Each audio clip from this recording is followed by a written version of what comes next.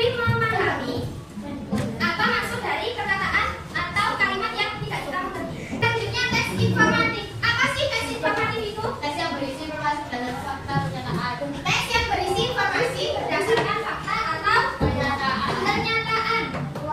Jadi, kalau sebuah teks itu berisi sebuah kenyataan atau fakta itu dinamakan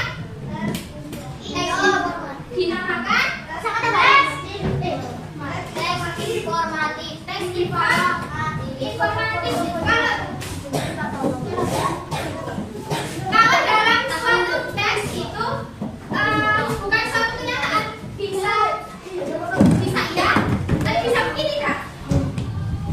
Seperti berita hoax apa hoax? Opini. Nah itu kan bisa iya, bisa tidak berita hoax itu. Itu termasuk dalam teks informatif apa enggak? Kenapa enggak? Bagus ya Pak? Siapa itu ada mesti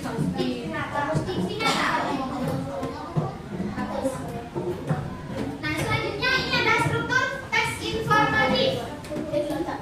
Ini coba apa saja struktur teks informatif?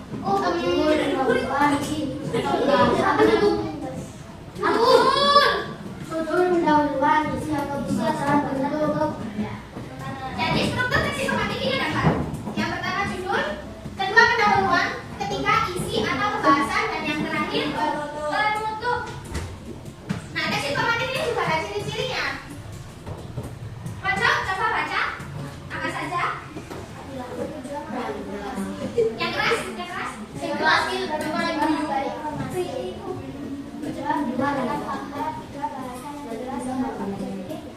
Ya, jadi ciri-ciri teks informatif ini yang pertama adalah bertujuan memberi informasi.